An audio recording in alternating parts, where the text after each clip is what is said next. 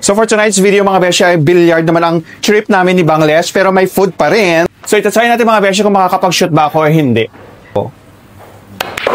Sino ka dyan? Yes, mga beshi, bagong experience na naman tayo for today's video. Maglalaro tayo ng billiard at syempre, food trip galore din tulad ng Tapsilog, Tosilog, Burger Combo, Shanghai, Chicken Nuggets with Fries, Tiramisu Classic, Egg Pie Slice, Cheesecake, Banana Muffin, at Matcha Berry. Lahat yan, dito lang yan sa Tanin Al Hayat Billiard and Pool Room. Plus, masarap na food mula sa MA Food and 311 Cafe. Matatagpuan sa Al Hayat Place, Al Riga, Dubai. Manalo o matalo, siguradong mabubusog ka sa sarap. Tara mga beshi! Mayroon silang silog dito mga beshi, 12 dirhams lang siya. So ang in-order ko is top silog. Kay Bangladesh naman is long silog mga beshi kasi kulang na to silog pala. Siyempre masarap pa rin siya na may suka mga beshi ang aking top silog. Ang mura ng top silog nila ha, in fairness. 12 dirhams lang to mga beshi. Yung habang napagod ka sa kakalaro mo ng billiard, magpo-food trip ka naman, bongga. Panalo pa sa price, ang sarap. Tapos 24 hours to mga beshi. 10 a.m. to 5 p.m. mga beshi, 20 dirhams lang siya. Tapos yung peak hours naman nila mga beshi, 6 o'clock ng gabi hanggang 9 o'clock ng gabi is 25 dirhams naman na siya. Tapos itong Shanghai nila mga beshi, 5 pieces na siya, 10 dirhams na. 12 dirhams lang din ito mga beshi ang kanilang spaghetti ang bogacious. Oh. Very generous sa kanyang kwan. Cheese mga beshi. Tapos meron din siyang toppings na sausage, hotdog.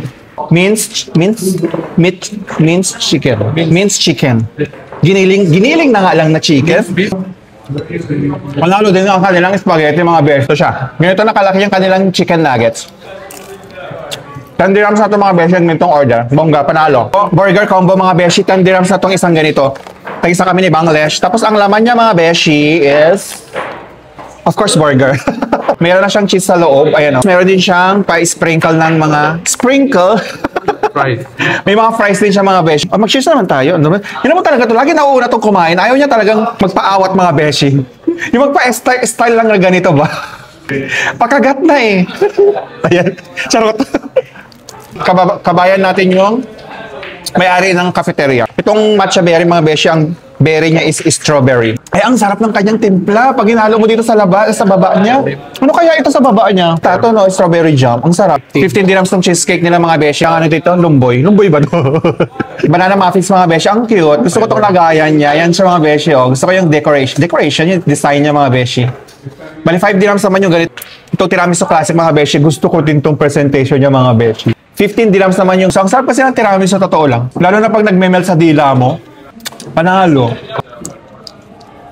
Ang sarap. Ang sarap yung mga beshi na din ha. Gusto ko yung pagkatamis ng egg pie niya mga beshi. Tapos ang lambot ng kainin.